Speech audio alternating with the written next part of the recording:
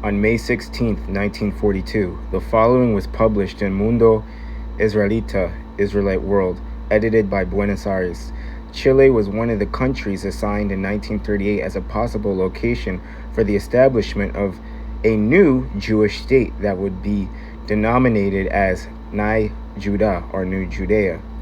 This plan was sponsored by Jose Hefter from New York, who published thousands of pamphlets on the subject, also assigning other possible refuge locations. The war altered the plans, and the Jews were able to appropriate Palestine and Jerusalem.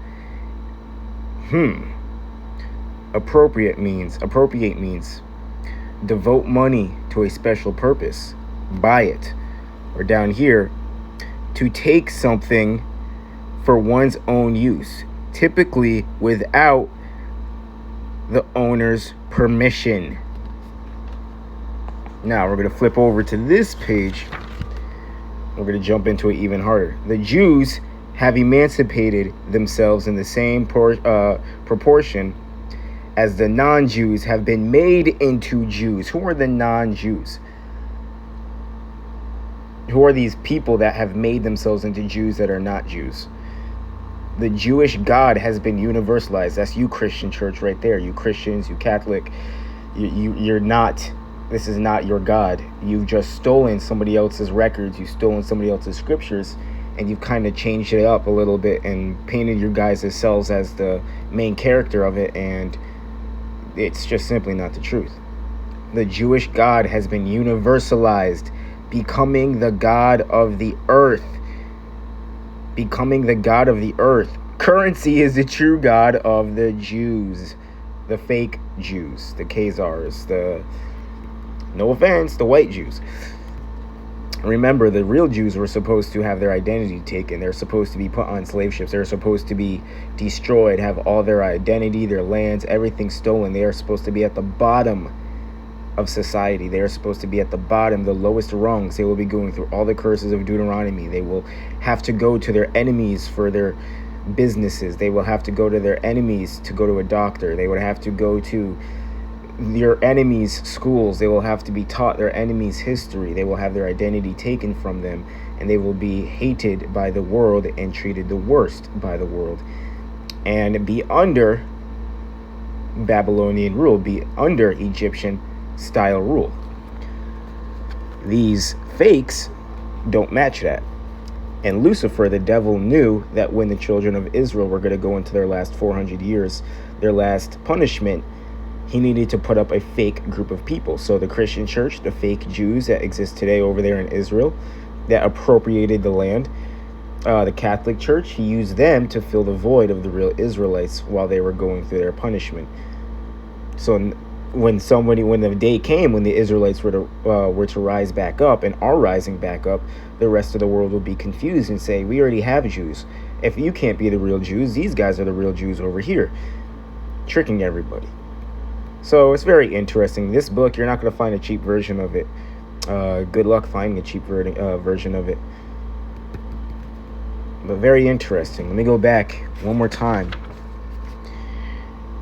The war altered the plan of the Jews, and the Jews were able to appropriate Palestine and Jerusalem.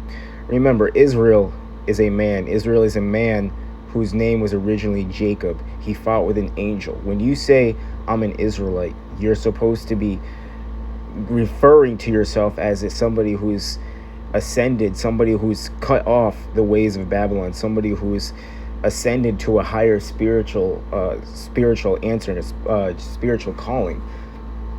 An Israelite is somebody from a Hebrew, an Israelite, Jacob, who hasn't had his name changed yet, or has had his name changed.